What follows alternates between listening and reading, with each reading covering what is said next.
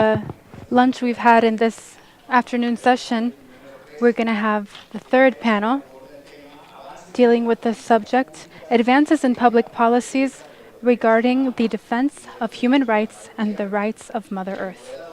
The moderator is Tommy Calvert. He's the commissioner of the Brexar in the United States. He is a graduate of Tufts University in Boston, one of the top 25 universities in the country and one of the best in the world. He was also a founder of the National Association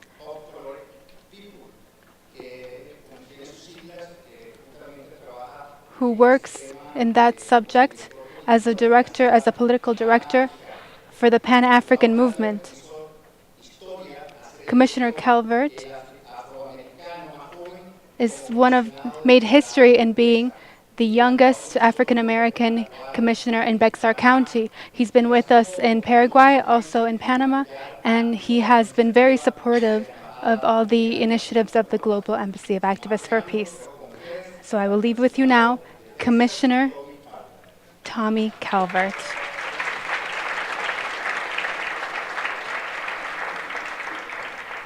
Mil gracias, amigos. Es muy bien a ver mis amigos otra vez para una otra CUMIPAZ. We will have the majority of this in English, so I apologize for my friends because English is my first language, and we're very honored to give thanks for this opportunity. We give thanks for the vision of Dr. Soto, Gabriela Lara, and the staff of the Global Embassy of Activists for Peace for gathering a networking of opportunity for some of the best peacemakers in the world to meet each other and learn from each other. We give thanks for our panel and those who we have heard before this morning and the days before. We've had some incredible messages today, and we believe that some of the best messages have been saved for last from Ambassador Cohen, Representative Cahill, Representative Rodella, and Representative Gervin-Hawkins. Each and every one of you today has been chosen by the Global Embassy of Activists for Peace for a reason. Each of you brings special gifts, incredible potential, and are people of persuasion for sometimes dark ages, and can help keep light in the world. So give yourselves a big round of applause for all you're going to do and have done in the past. Thank you.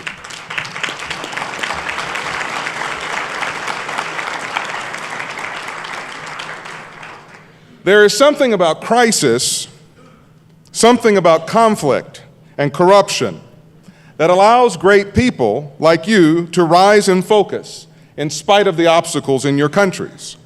Our first speaker, Ambassador Cohen, comes to us from a people who have survived and thrived after a long historical legacy of crisis.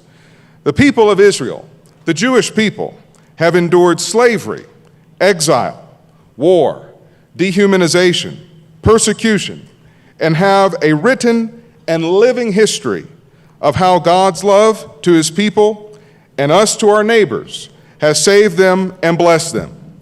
In turning to our better angels and a higher power, we can serve humanity together and defeat more powerful forces of evil when it seems they're bigger than us, and we're surrounded.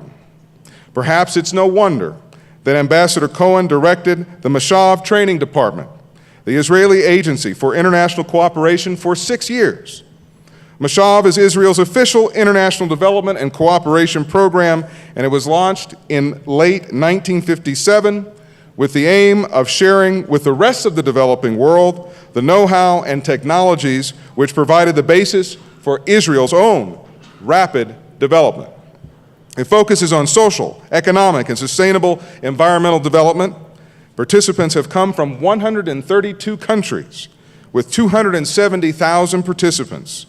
Mashav has consistently made it its priority the goal of poverty alleviation, provision of food security, empowerment of women, and the upgrade of basic health and education services. Following in the rabbinical tradition of teaching, Mashav believes in training the trainers to build capacity to solve problems in developing countries. Today, Ambassador Cohen has double duty, serving as ambassador for Israel in Guatemala and Honduras. He has served in leadership roles in the Foreign Service of Israel in El Salvador, Belize, Peru, Puerto Rico, the Caribbean, the Organization of American States, South America, Cyprus, the United States, and the Middle East.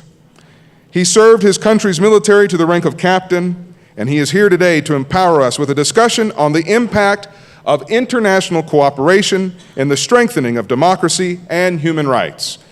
For all of his good works and his good message today, would you please give a round of applause to Ambassador Mattanya Cohen.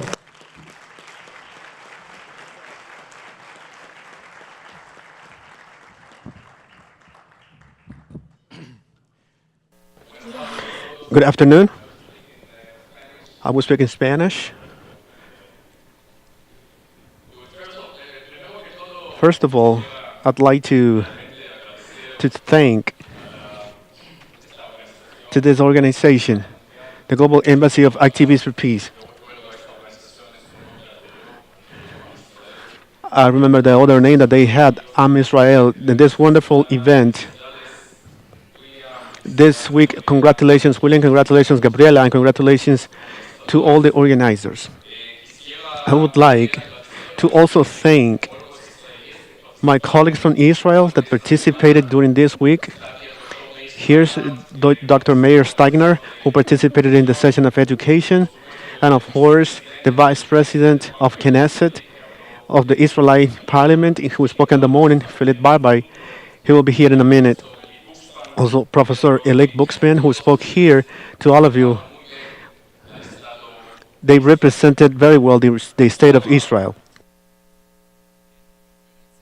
Now, in conferences like this, there are two problematic points. The person that speaks before lunch and the person that speaks after lunch. Before lunch, everybody is hungry. Okay, go ahead, finish. But after that, they were a little tired, and so to find out if all of you are not really sleeping, I'm going to start my speech with a question. How many people here with us have ever used this week an Israelite product? Please raise up a hand.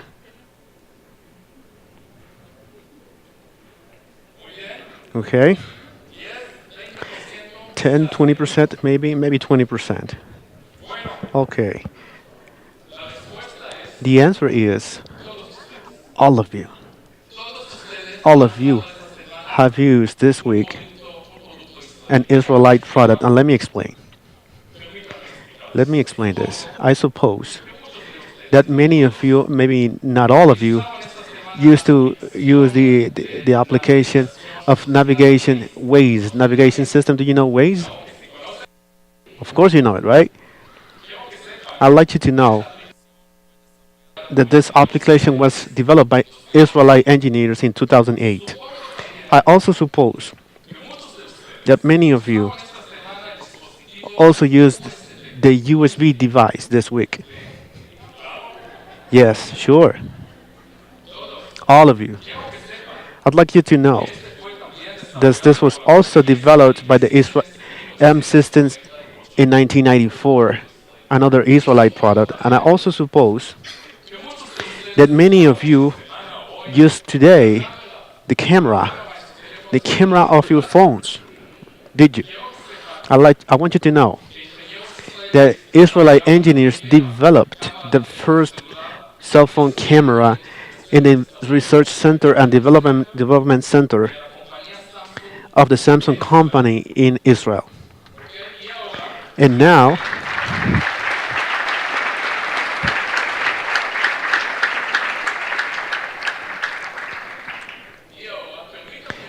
allow me to use an Israelite product. I'm going to make a selfie with all of you.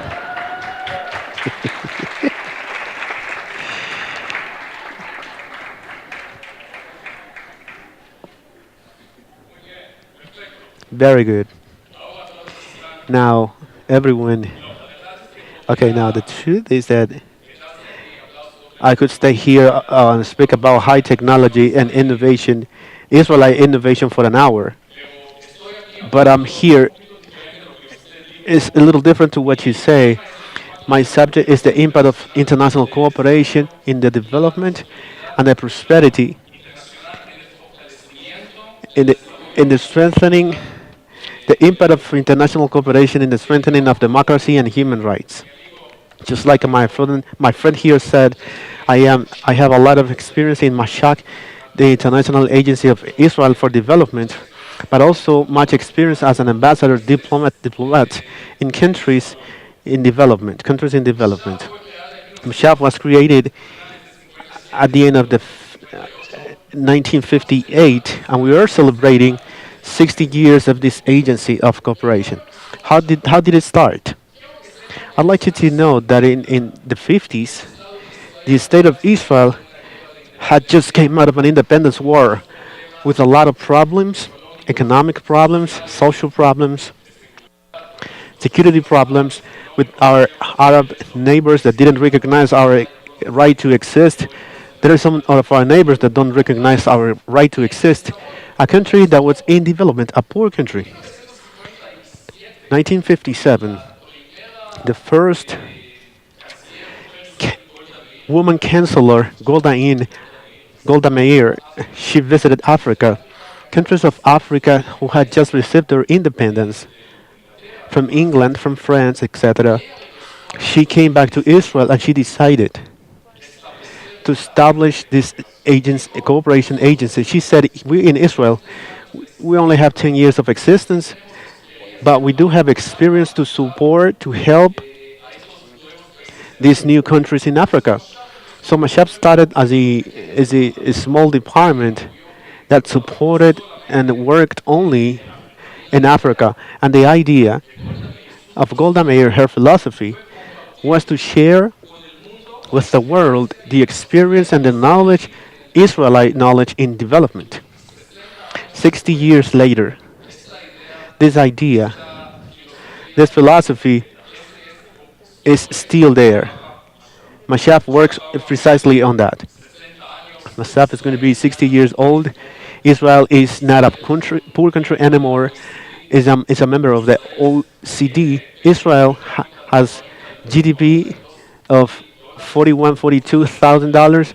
One of the leaders in the world, a world leader in science, technology, agriculture, medicine, cyber, etc.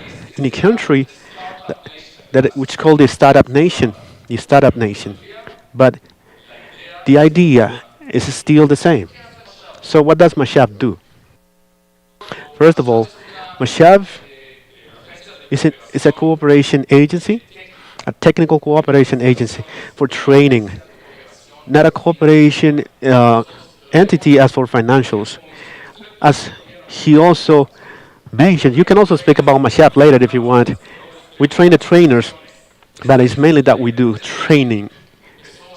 Since Mashab started in 1958, we have trained almost 300,000 professionals all over the world. Among them, a president from our neighbor country, the president of Honduras, Juan Orlando Hernandez. He's a graduate from Mashab. Ministers, also the Minister of Education of Guatemala, the former Minister of Labor Work, or the members of the parliament, the mayors, judges, business people, journalists, etc.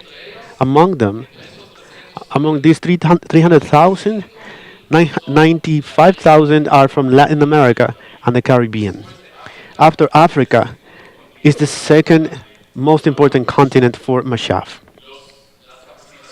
The trainings in Israel, courses in Israel are short courses of 3 or 4 weeks, and each year we receive between almost 1,800 professionals from all over the world. When I say all over the world, I mean 140 countries that Mashaf has worked with during all these years. 140 countries, starting with big countries like China, India, Russia, and ending with the small islands in the Caribbean and in the Pacific. We are working in five languages, five different languages. Why is that? Israel is a country of immigrants. We have Jewish Jewish that came to the land of Israel, to the state of Israel, from over 80 different countries from all over the world. So we can offer training in five languages: English, Spanish, French, Russian, and Arabic. Arabic is very important.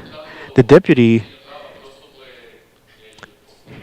he spoke about prospects of peace in the Middle East. We are training graduates from Jordan, from Egypt, also from the Palestinian Authority, which is also very important. And in what subjects? Agriculture, irrigation, the management of water, education, health, rural development, economical development, tourism, empowerment of women, citizenship, security, renewable energies, new companies, innovation, and much, much more.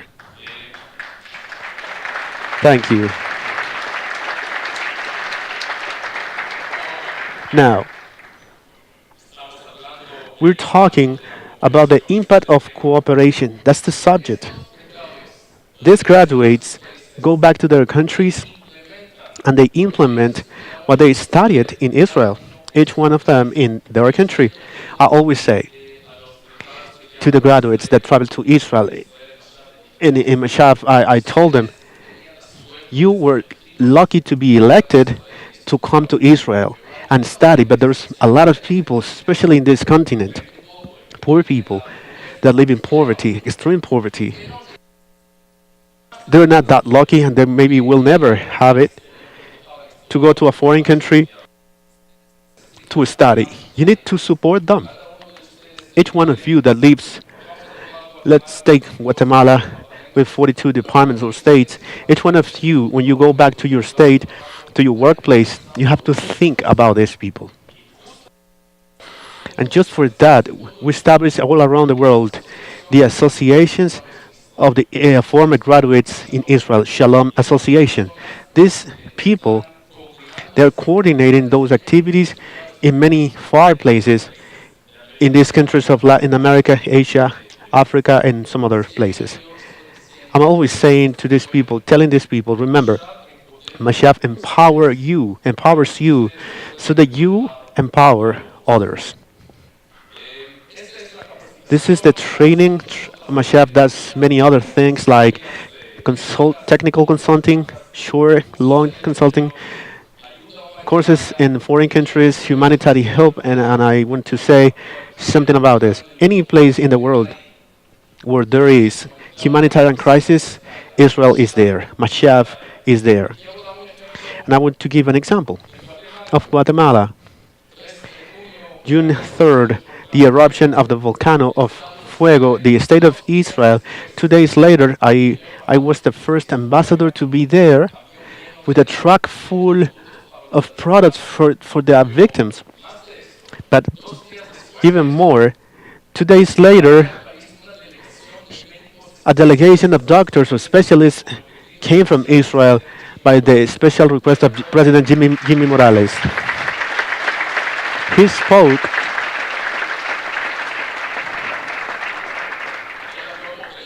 He spoke on the phone with the Prime Minister Netanyahu.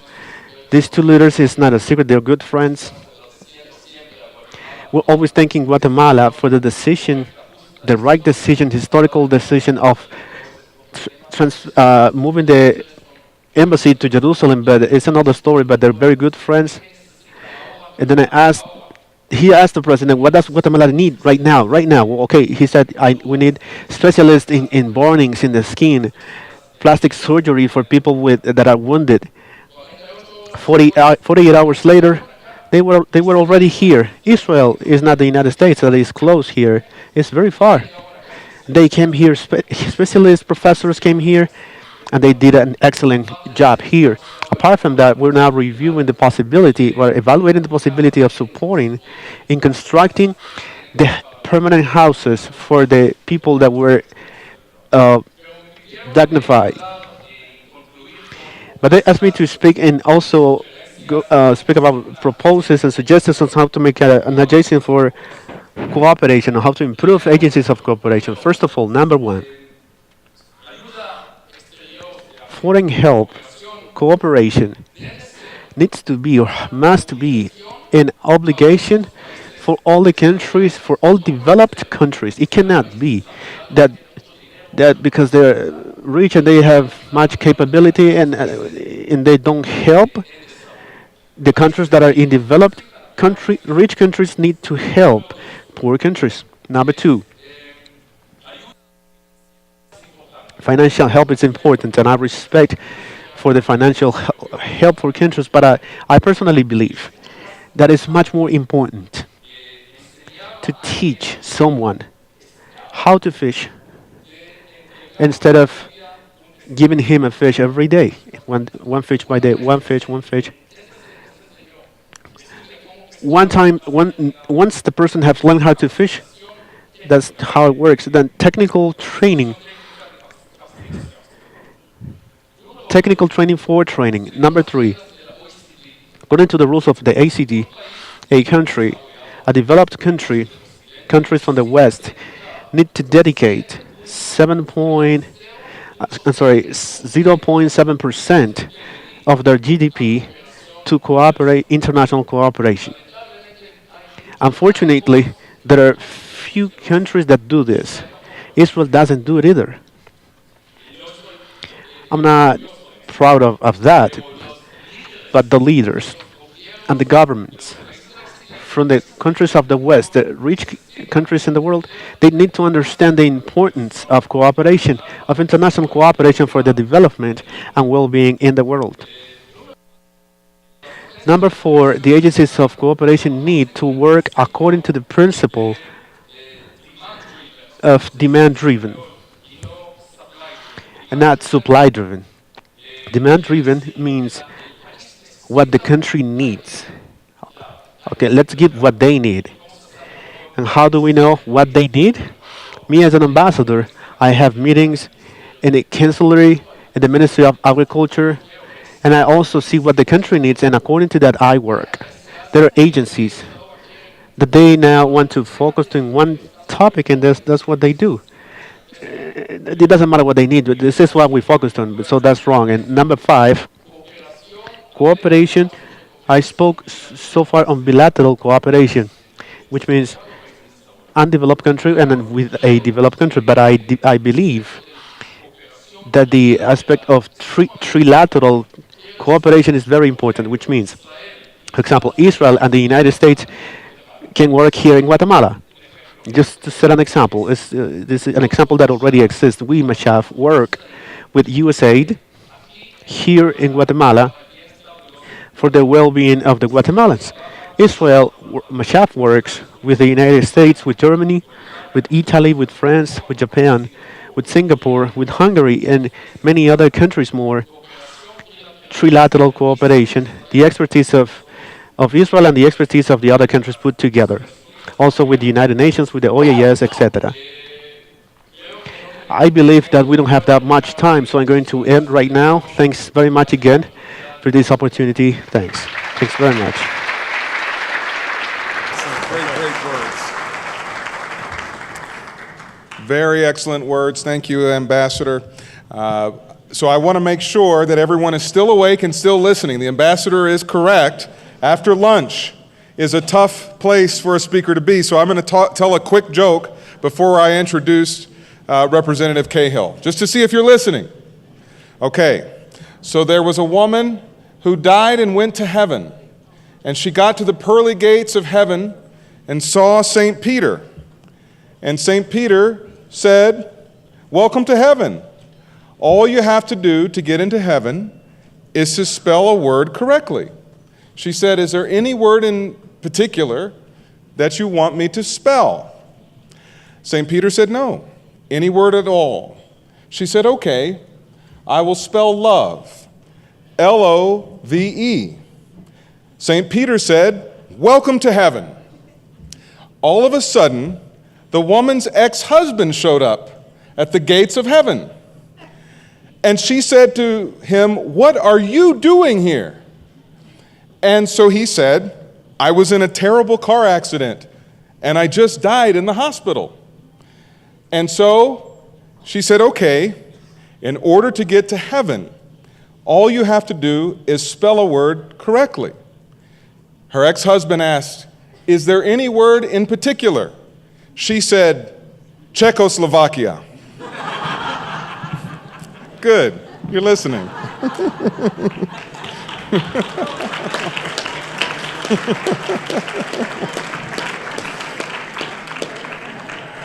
All right, it's my honor to introduce a jolly giant, Representative Daniel Cahill.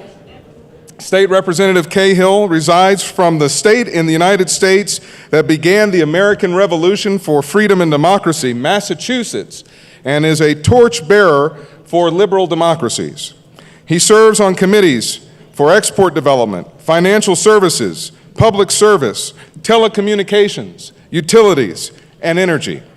A lawyer representing the city of Lynn, Massachusetts, known as Sin City, but also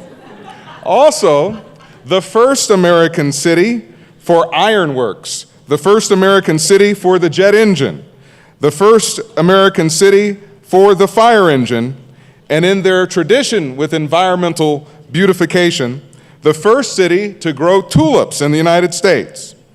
He's going to carry a message from the very heart of Lynn based on the defense of human rights and the defense of Mother Earth. Please give a big CUMIPAZ welcome to Representative Dan Cahill.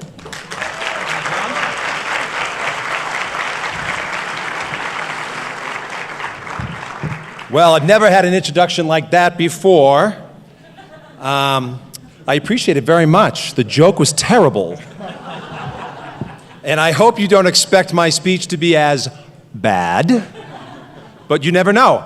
I want to start off first, and thank you very much, Commissioner Calvert, to be all honest. I'm going to first start with an introduction. Hola, me llamo Daniel Cahill. Yo soy un representante estatal del estado de Massachusetts en los Estados Unidos. Now, so that's the only Spanish I was allowed to speak because they were worried that I was going to cause some international incident.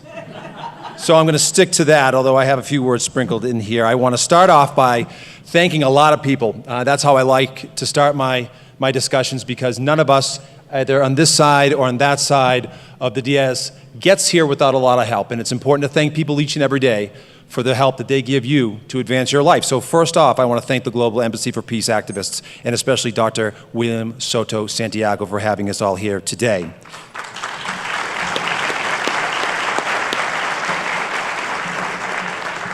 I have a new love, and I want to thank the people of Guatemala for opening their hearts and their homes to us during this long week. I have a large population of Guatemalan Americans that I represent, and you are a perfect example of how a people collectively are kind, they're courteous, they're hardworking. That's what I see every day in Massachusetts with my Guatemalan American population, and I'm very happy that I'm going to be able to report that all is well down here in Guatemala as well, so thank you. My friends who are in my city that are the leaders of the Global Embassy for the city of Lynn, Juan and Dulce Gonzalez, I want to thank them. They are a tremendous advocate, again, on behalf of the Global Embassy, and so much dedication to public service, blood drives, Holocaust Memorial Holocaust Memorial observations, and other activities in the community. They've really added to the fabric of Lynn, and I know they're very proud for me to be here today. And on behalf of my colleague, Senator Brendan Crichton, I want to thank a very special young lady who's very talented. If anyone's looking for a young, bright, talented woman to hire, I would hire her, and that's Nelly Hernandez over there in the front. She's very upset that I'm going to point her out, but she's been interpreting all this week, and she's been putting up with two pretty good-sized Americans that don't always follow the rules. All the Global Embassy volunteers, I am blown away at the amount of dedication that each and every one of you have. I was joking earlier with my senator colleague again. I said we should only hire global embassy volunteers. They're unbelievable employees. And my understanding is you're not even getting paid. So thank you for this week. You've made this trip tremendous. And my final thanks are to the workers, because we always have to remember the workers, the men and women that are working in these hotels that have made this a beautiful stay for us, that work long hours and do tireless amounts of work and don't get the recognition they deserve. I want to thank every single worker in this hotel for their good work this week as well. They deserve a round of applause.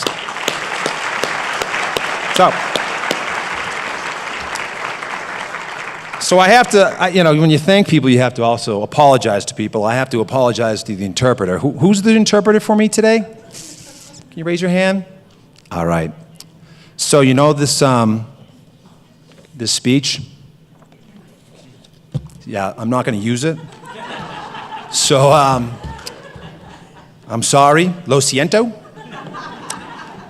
But I've been inspired by my colleagues in government to be a little bit more open and free on my comments, and I'm glad the ambassador approves. It's always nice to follow an ambassador. Caliente. So I have to admit, I feel like I've been tricked. I've been tricked by my friend Juan Gonzalez to come here to CUMIPAZ. I got very little information on what CUMIPAZ was. He said, Dan, you want to go to Guatemala? I said, of course I want to go to Guatemala, Juan. I said, what am I going to do there? He goes, you're going to attend a great conference and you'll have a great time. Great. Anything else I need to know? Nope. I literally had no idea how large this organization was and how important CUMIPAZ is. But I got to tell you, I'm so excited and happy that Juan tricked me, because this is one of the best experiences I've ever had in my professional life. And I want to thank Juan for tricking me to come see all of you today. I was interested and moved by Chris. Chris had a, for those who weren't here earlier, I hope you all were, Chris had a very important message to send to elected officials and politicians. Chris said earlier, when asked about what makes a good politician, you mentioned the word listening. The politician that listens to the people. You and my wife would get along very well. Let me tell you why. My wife, Angela, the mother of my 2 children, who eagerly awaits my arrival home, she reminds me, she keeps me grounded. She reminds me almost daily. She said, Dan, just don't forget. God created you with 2 ears and 1 mouth. Listen twice as much as you speak.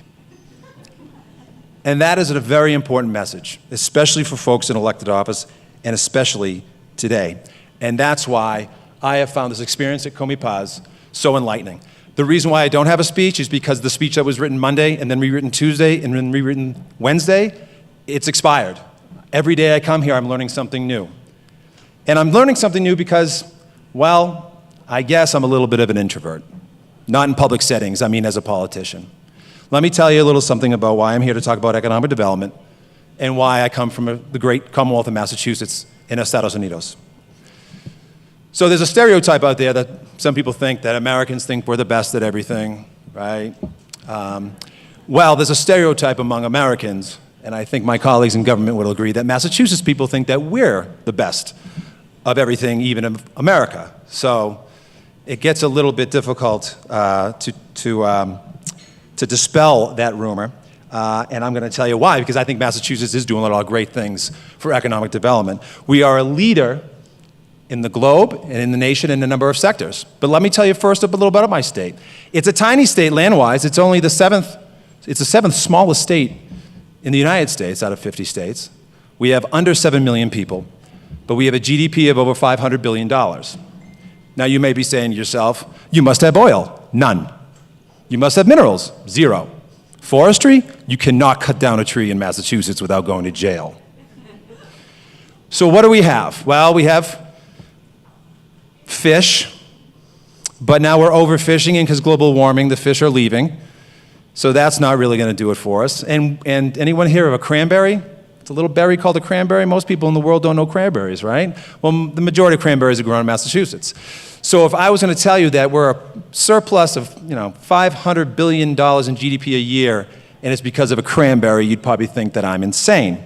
But it's not because of what we produce as far as tangible goods in Massachusetts that makes us a state that's innovative and leader.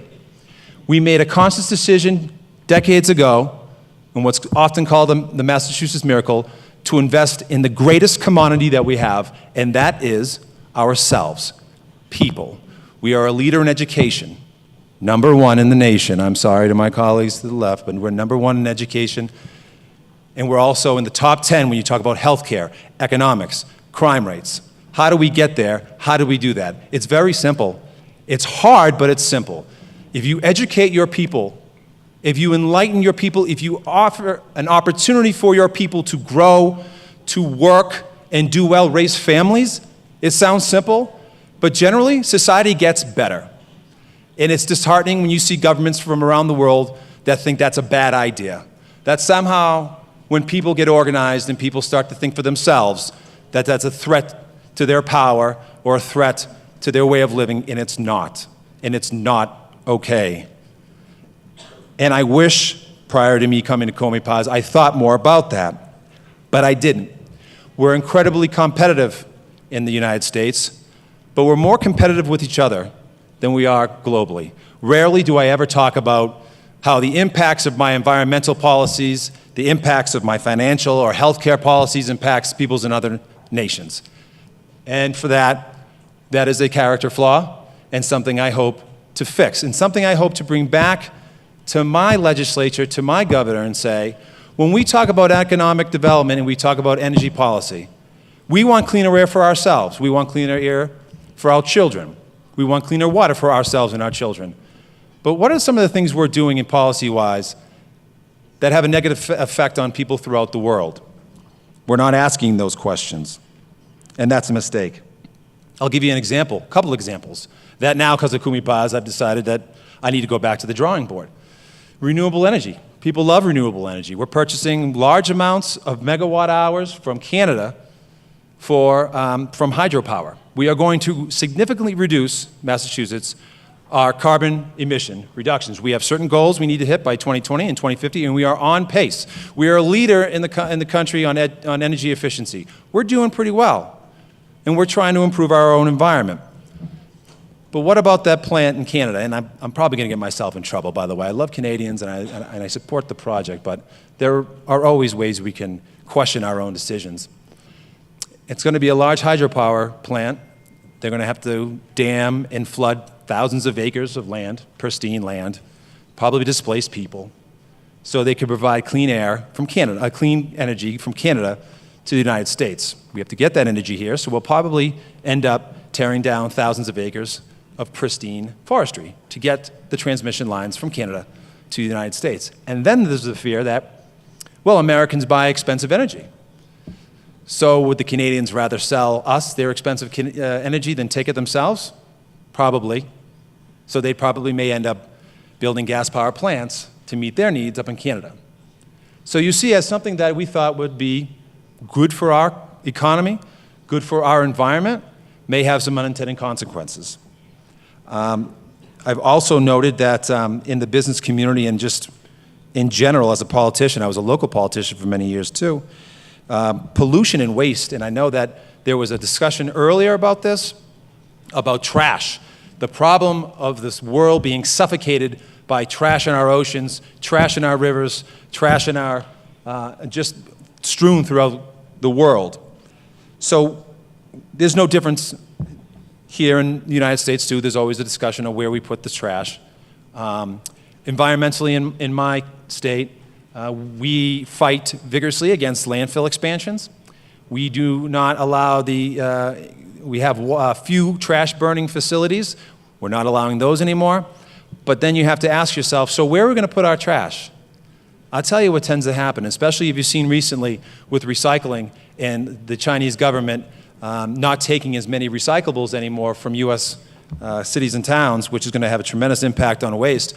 Where is that trash going? Because it needs to go somewhere. So we've heard that Some of this trash is being trucked to other states, out of Massachusetts and New York. It's being trucked to the Midwest, where there's fewer environmental standards, or they're being put on barges and sent to underdeveloped or developing countries. So again, policies that we may be putting in place to benefit our people and benefit our constituents may have a much broader negative effect on the rest of the world. And that's something that we need to correct. But as far as economic development is, and again, I'm going to go back to being competitive, Mr. Ambassador, because we are in competition with everybody here, in a good way. We do a lot of innovative things with trying to attract other businesses from around the world. We have some of the top universities in the entire planet. Harvard University, MIT, which is Massachusetts Technical Institute. Actually, in Tufts University, which I have to plug because Tom here went to Tufts, so I have to plug Tufts as well. What we're seeing now is those universities are opening up satellite campuses around the world to provide higher education, quality higher education to people in other countries. We also have something called Mass Challenge. That is a state-funded entrepreneurial program where we have offices in Israel, which I've been to, Mexico, Texas, and Switzerland. We're trying to pillage their entrepreneurs and fund them and then hopefully get a piece of their inventions. Yeah, I'm sorry, I'm doing that to you right now. And in Israel too, you know, if we had just done this in 2008, Waze would be paying me right now instead of Israel. But those are some of the things that we're doing as a small state. Again, remember, we're a small state in size. But those are some of the innovative things that we're doing to try to cross borders, go into other countries, because we understand, again, in Massachusetts and throughout America, you invest in people. I will invest in any person on the planet if there's a dividend to be paid, and if they are willing to work hard, and if they have a great idea. And I'm hopeful that more policymakers and politicians and decision makers see that that's the wave of the future. With technology and a global society that we are becoming, it's less about us, less about me, more about us. And I think with that, we will all begin to prosper. But how do we do that? I was told I have to have proposals, right? Proposals. How do we do that? Am I over my 10 minutes? Tom said I had 10 minutes. The ambassador gets 20 minutes. I get 10, which I get. I'm actually supportive of that. So CUMIPAZ is a great organization. How do you effectuate change? It's people power, all right? Folks in this room, go back to your countries, run for office, call your elected officials, tell them you want to talk to them, tell them that you feel as though their policy decisions aren't beneficial to you. Maybe you can enlighten them like I've been enlightened. Hey, these are some of the things that as people we need to focus on. You need to take back your governments. You need to talk to people, like somebody who talked about communication. Communications is key, and I'm a direct benefit of that today. Utilize your networks, too. I am so surprised of how many nations CUMIPAZ, Global Embassy, is in. I mean, I've been involved with my local group. I can only imagine how many more groups there are. Like, energize that. Get together. Share messaging. And demand action. And if you don't see the action, well, then make sure that all of you get together and advocate and put pressure on people who are decision makers. And the last one, well, that's redundant, so I'm going to cut that one out. I've only gotten 2 proposals. I apologize for that. I hope you have enjoyed my conversation here. I feel like I've cheated you. I've gotten way more out of this conference than you will get out of me. And again, I think that's what Juan Gonzalez wanted. And for that, I appreciate it. I will always work with the Global Embassy for Peace activists. I think what you're doing here is important. I think your message is spot on. I think more people in the globe need to hear this. And I generally just find you to be some of the nicest people I've ever met in my entire life. So I want to thank you for sharing your time with me, for listening to me. I'll be here afterwards. Here's the pitch. Thank you. If anyone has a business that wants to come to Massachusetts, meet me afterwards, and we'll put you in touch with the right people. And again, thank you so much, and enjoy the rest of the conference.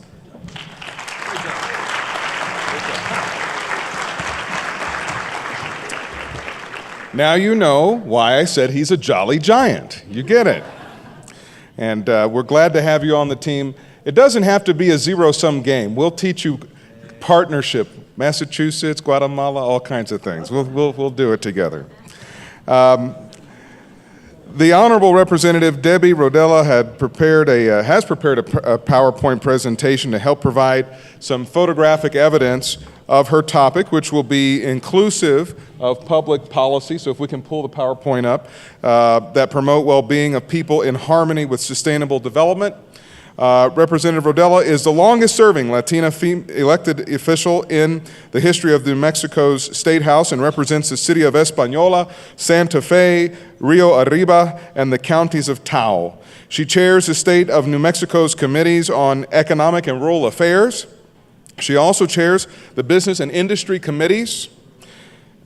She is a member of the Elections Committee, Indian Affairs, Water and Natural Resources Committee, Science, Technology, and Telecommunications Committee, Military and Veteran Affairs, and Public School Capital Committees. I've left off several other committees, but let's just say she's respected and hardworking. In her third year participating in CUMIPAZ, would you help me welcome back the Honorable Representative Debbie Rodella of New Mexico?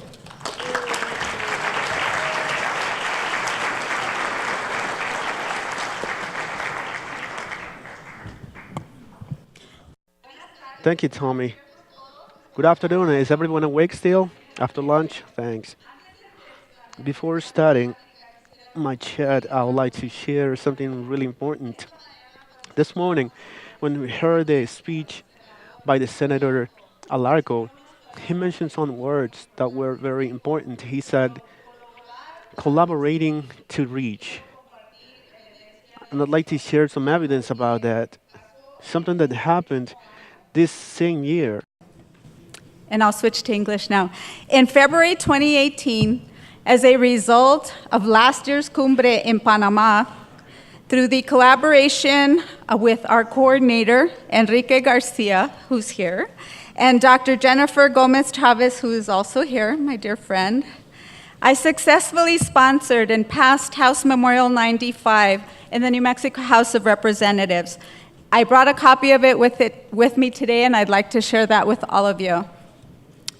The House of Representatives of the State of New Mexico, 53rd Legislature, Second Session 2018, House Memorial 95, introduced by Representative Debbie Rodella, recognizes the partnership of the Global Embassy of Activists for Peace, the University of New Mexico Division of Student Affairs, the Unidos Project, and Learning Alliance New Mexico to develop the first international alliance of universities for peace in the United States.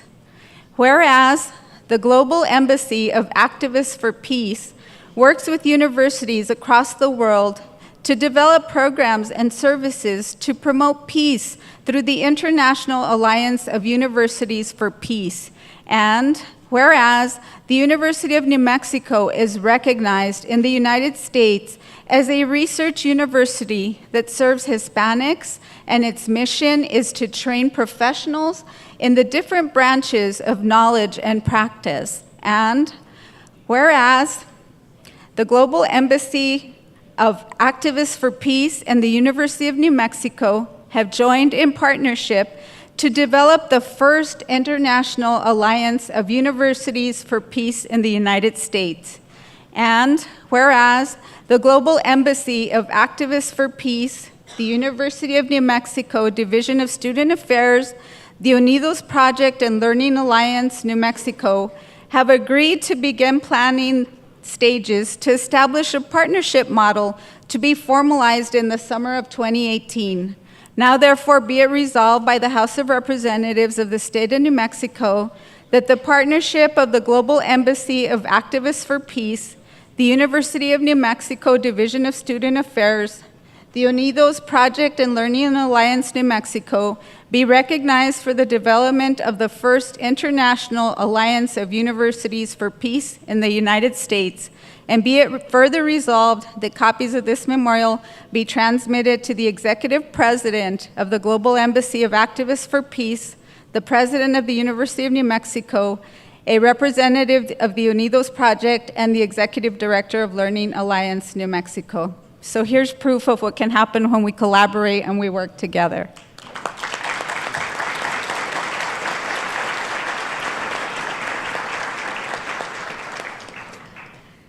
Thank you for inviting me to speak here today at the 4th annual meeting of the CUMIPAZ Peace Integration Summit. It is truly an honor to be invited to speak to so many people from around the world who share a passion for the preservation of Mother Earth, human dignity, and all life. As was stated, my name is Debbie Rodella, and I am a state representative from the beautiful state of New Mexico in the United States, serving District 41 in the northern part of the state.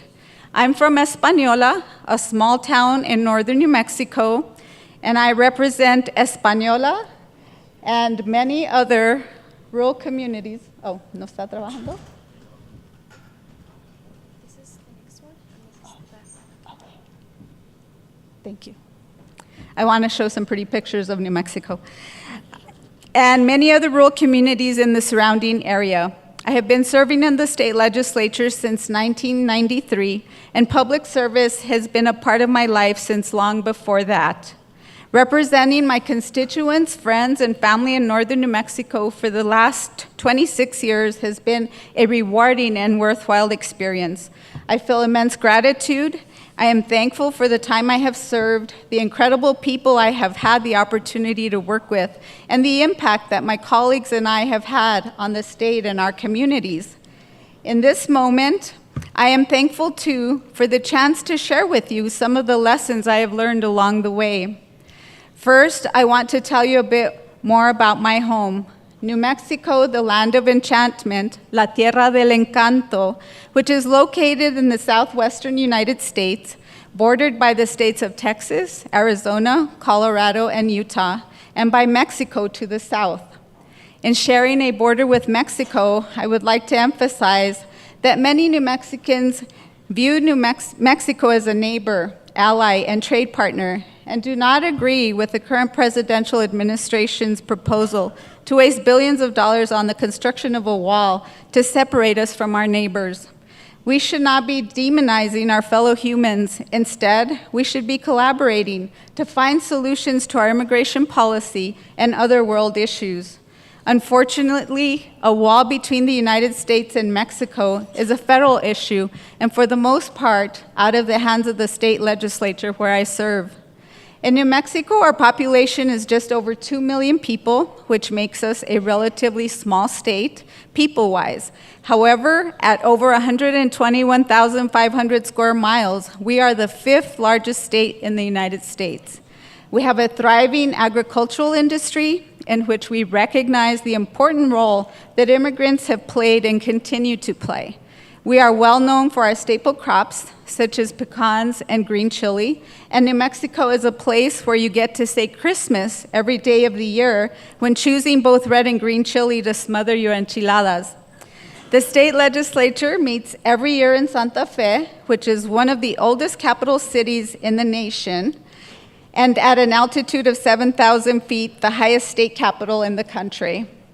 The historic plaza, the burning of Zozobra, the Albuquerque International Balloon Fiesta, and many other sites and events bring tourists from around the world. In Santa Fe, this time of year, in particular, brings a sense of connection. The air is finally cooling, the leaves of the aspen trees are showing off their beautiful hues of orange and yellow, and in a few months, the whole town and most of the state will be aglow with farolitos. It is a time of fiestas and football, Native American feast days, and autumn tramway rides over the Sandia Mountains. It really is an incredible place to call home. Historically, we are the birthplace of the first atomic bomb and the infamous outlaw Billy the Kid. Admittedly, those two aren't particularly emblematic of peace, nor are the origins of the settling of New Mexico.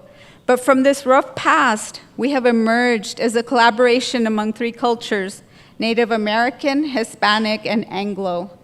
While New Mexico does rank pretty low on many good lists and inversely pretty high on lots of bad ones, we work together and get along with one another despite our cultural differences. Better than anywhere else I have visited. There is a strong sense of a collective spirit, and people are willing to lend a hand even to a stranger.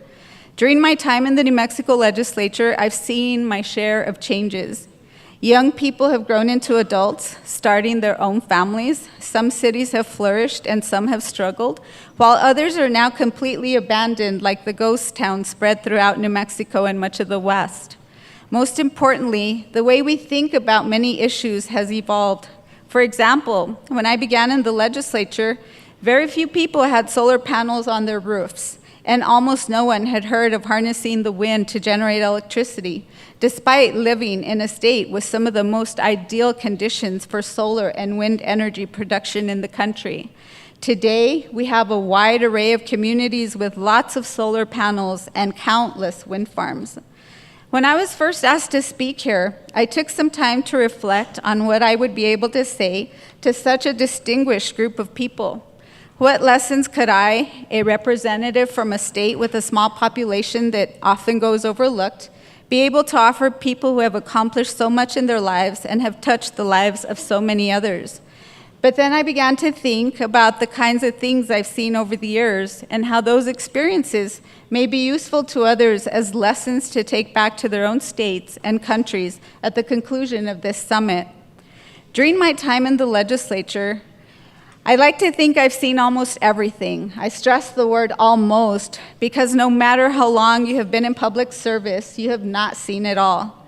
Every time I begin to think I have, something or someone comes along to remind me that people will always be capable of surprising you in new and different ways.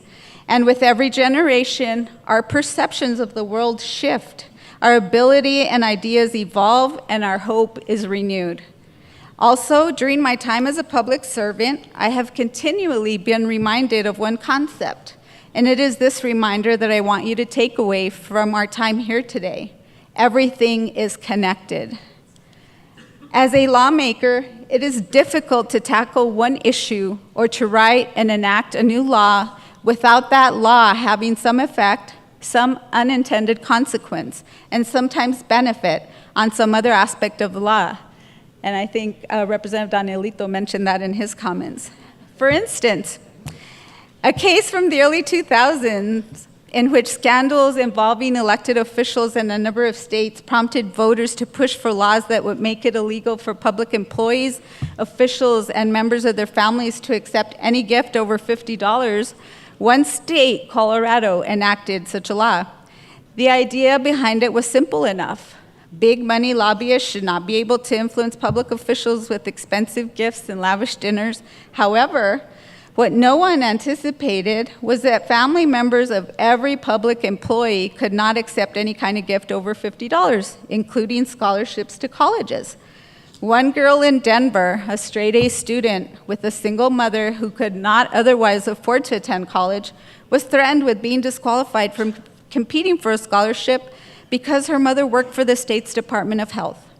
In time, this issue was cleared up, but it's an example of why we must be very careful when making laws, because what seems like a good idea could cause problems that you didn't see coming, because everything is connected somehow.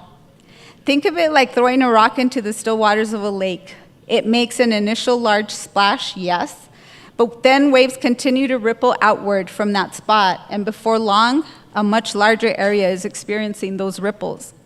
I would generalize policies for sustainable development in three general areas: economic development with environmental preservation and repair, healthy communities, and education. One of the most critical aspects of lawmaking, then, is to envision the effects of any proposed new law and how they might ripple across our society. It is imperative that we always consider the big picture. I have learned that solutions to our most pressing problems do not come in neat packages that only address one issue.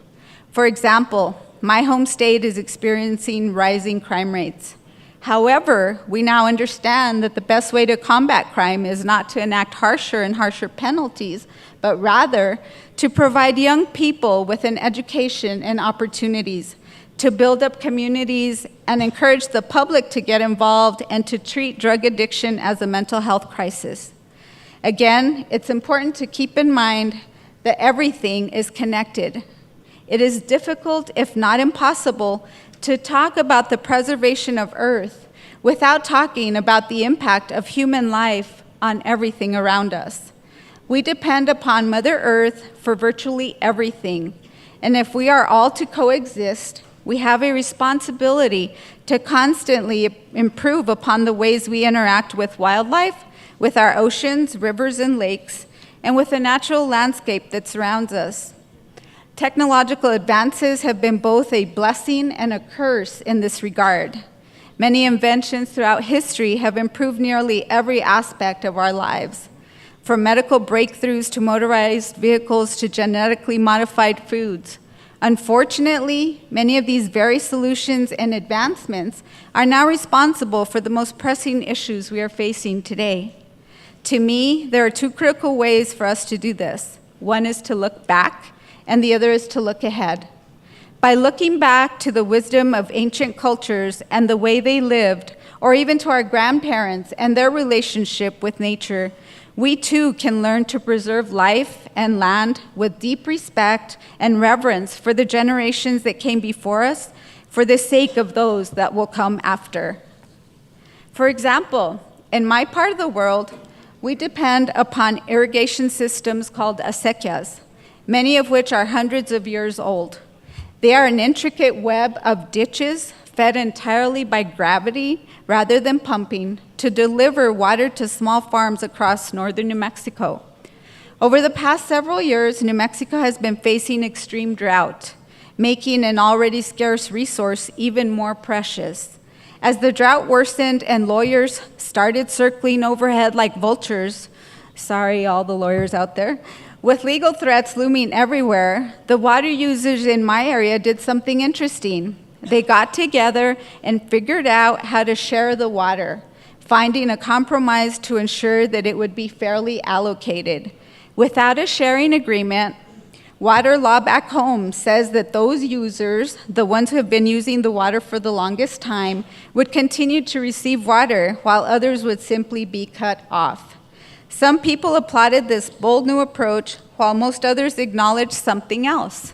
Sharing our resources, such as water in deserts like New Mexico, is a centuries-old tradition. Using water for sustainable, responsible farming is another example of how we can look back for ways to better stay in touch with our world and remain connected to the land. Two ways we have managed to do this in New Mexico are through farmers markets and improved farming practices. Farmers markets promote healthy, organic, and locally grown food that is grown on small-scale, sustainable farms instead of unsustainable, chemical-laden agribusiness farms. The promotion of farmers markets in New Mexico and nationwide has led to an increase in the availability of healthy, fresh food in rural and urban communities while promoting small-scale rural economic development.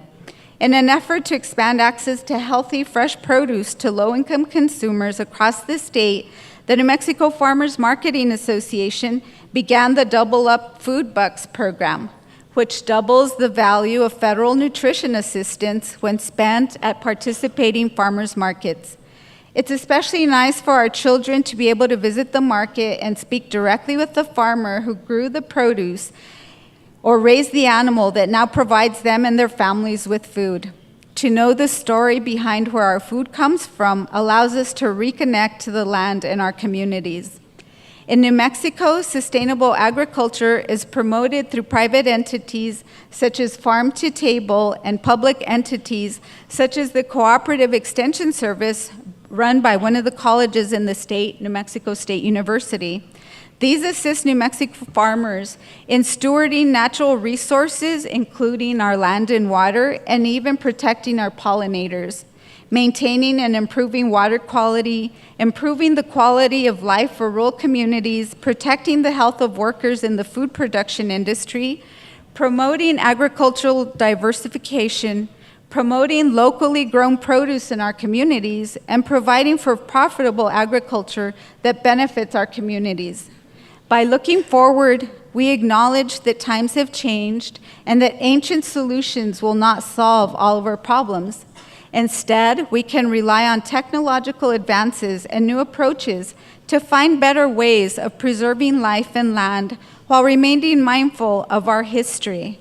Some new approaches involve ideas like paying living wages, expanding access to healthcare, promoting healthy lifestyles, seeking freedom from and alternative treatments for substance abuse issues, requiring health impact reporting, and addressing systemic racism, gender bias, and other social inequities. I have supported minimum wage increase legislation so that people who work day to day in creating prosperity for New Mexico may share in some of that prosperity, and people may buy goods and services produced in New Mexico and grow the state's economy overall. Studies show that increasing the minimum wage is a sustainable policy that promotes not only individual workers' welfare, but the welfare of their communities. Providing access to health care through expanding Medicaid and providing greater access to health coverage promotes the health of New Mexico community members. It also promotes employment in the growing healthcare sector and keeps that money circulating throughout our state. We need programs. Whoops, I think we went too far. Okay, all right. We need programs that provide our communities with the means of accessing healthy food and maintaining active, healthy lifestyles. And we basically made strides in New Mexico to make those things happen. And I think they're telling me I'm running out of time, so I'm going to try to be short here because I think everybody else is tired. But I did want to show one slide that I think is important and a lot of you may be familiar with. And it's, oh. I think I went the wrong direction. Can you bring up the one, airships? I don't know if any of you are familiar with airships, but in the beautiful mountains of Taos in northern New Mexico exists a very unique, sustainable community that verges on science fiction. Architect and founder of Earthship Biotecture, Michael Reynolds, started his headquarters in Taos, and his vision has now spread all over the world, including to Haiti and soon Puerto Rico, where the company is building structures that are both hurricane-proof and 100% self-sustainable. Airships are homes and other structures built from natural and recycled materials designed to be off-grid, completely self-sustaining, and environmentally conscious. These are some of the things that as we collaborate, we can achieve, and we can work together to make sure that we all do our best to sustain our Mother Earth. Thank you.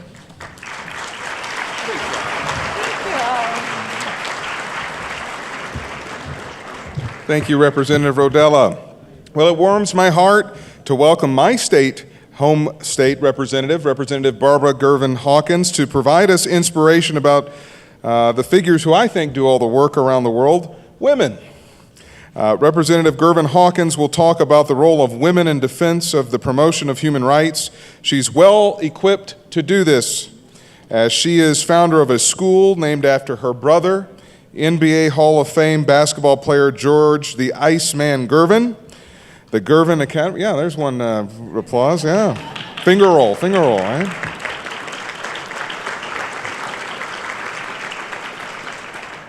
The George Gervin Academy serves over 1,500 students, including high school dropouts, attain diplomas.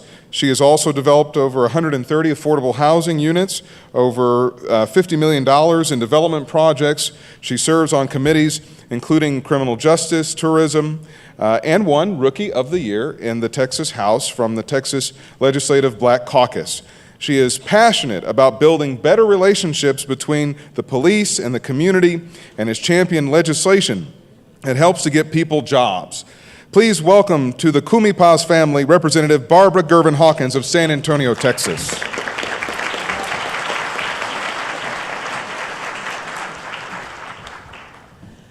I swear I won't keep you long. Hola, friends in the War of Peace. I want to thank the dignitaries that are here today and also the sponsors of this spectacular event.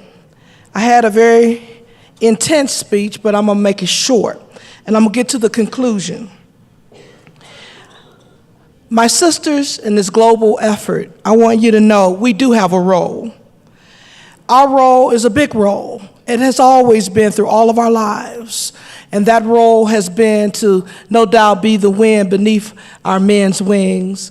But also our role has been to develop our young people and our children to make sure that they understand the values that it takes to move an effort forward.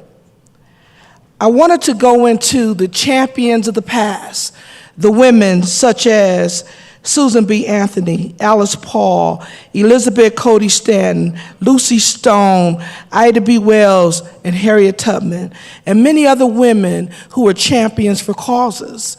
Because I think all of you know that for a cause to become a reality, we need a champion.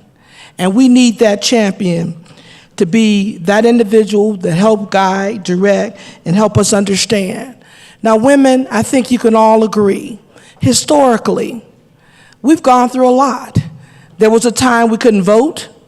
There was a time we couldn't even purchase our own home. There was a time where we didn't have the political background, we didn't have the economic standing, and there was things that we couldn't do just because we were women. But I want you all to know that all of those things changed because of a dream. And so I share with you today, as a state legislator, I've learned a lot. And what I've learned is that our dream is not unique and new, but it takes us to understand that each and every one we come into contact with, see things through their own lenses, how they were raised, their religious beliefs, how they feel about issues. So I dream of a world where one day there'll be no more glass ceilings for us, and where regardless of your class, creed, race, sex, or beliefs, you are judged truly by the content of your character and your ability to work. When I look at our paying gaps, where women are not compensated at the same level as men in many of our professions, but we have to admit, we've come a long way. We've come a very long way. So through this struggle and many others, I want you to know that we will continue to get stronger. Today, in America, the voting populace represents 52% of females. So we do have a role. There is a connection. So when I think about the connection and the role that our women play and our responsibility, part of it is to educate. We are nurturers by nature. We educate folks, our community, to make sure they understand the issues so they can become a part of those issues as they become more and more educated. When I think about all the things and all the challenges that we've gone through, and I think about our role, and I parallel the human rights issue with the woman's issue, it took time to get us where we are today. We have to be patient. We have to be respectful. And we have to understand that this is a big fight. And it is a fight that we can't shy away from. But it comes from having a conversation, a strong conversation with our children and with our leaders, so that as we begin to change the generations about how we feel, about how we engage others across this globe, I think we can all agree we're all God's children. We're all God's children.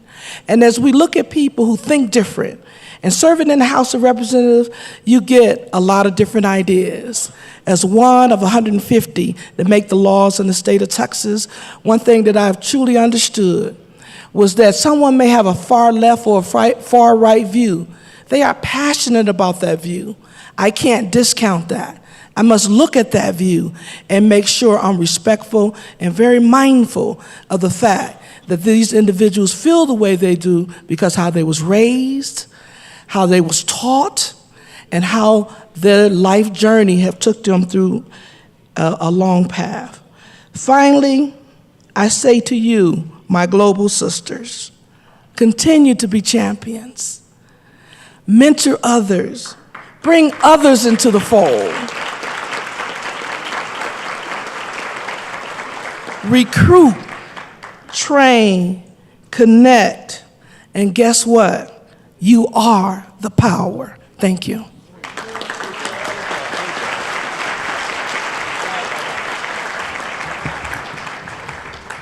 Great job. Thank you, Representative Gervin-Hawkins. I want to invite Ambassador Gabriela Lara to come up for a moment to accept a resolution from the United States Congress to Dr. William Soto. We very much miss his presence, but as she comes up, I must say the message that Dr. Soto left for us this morning, I believe to be the best that I have heard as an elected official, as a public servant, and I know that all of us felt challenged to do better. So, Gabriela, why don't you come right here? Thank you so much for all you do. And there is this resolution from Congresswoman Sheila Jackson Lee of Houston, Texas, a representative in the federal government of the United States, to Dr. William Soto Santiago, on the occasion of the Peace Integration Summit, CUMIPAZ, Guatemala 2018. It reads, whereas Dr. William Soto Santiago was born in Puerto Rico on June 14, 1940, he is an activist for peace, a humanitarian, theologist, and research professor. He is an internationally renowned speaker and ambassador of the Global Embassy of Activists for Peace. From a very young age, Dr. Soto Santiago was known for his ideals of service to humanity and his earnest desire to promote the construction of a more just, tolerant, and inclusive society. And whereas Dr. William Soto Santiago is a doctor in philosophy and theology from the International Cambridge University, he has been awarded honoris causa doctorates by various universities. His work as humanitarian and activist for peace has been the object of recognition and distinctions awarded by different universities, governments, Latin American parliaments, education and human rights commissions, amongst others, including Professor Emeritus, Professor Honoris Causa, Honorary Citizen, Distinguished Visitor by multiple countries, congresses, and representatives. And whereas Dr. William Soto Santiago has participated as a speaker in different international forums promoting peace, the importance of education founded on values and constitutional principles, and the protection of human rights. His research has focused on the answer to the existential anguish of humanity, the origin of man, and man's constitutional elements consisting of soul, spirit, and body. His life's dedication to research and his work for peace make Dr. Soto a proactive researcher whose theory about the importance of educating man in function with respect for diversity minimizes violence and contributes to the construction of an inclusive, just, and peaceful society with visible results at an international level. And whereas Dr. William Soto Santiago extends his vision of peace throughout people and nations, his work as an activist has allowed him to propose, organize, and work in projects and campaigns in the area of education, human rights, justice, health, culture, in the field of interfaith dialogue, in programs of youth workforce development, and the prevention and peaceful resolution of conflicts. Now, therefore, be it resolved that on behalf of the constituents of the 18th Congressional District of Texas, I take great pride in recognizing Dr. William Soto Santiago on the occasion of the Peace Integration Summit, CUMIPAZ, Guatemala 2018.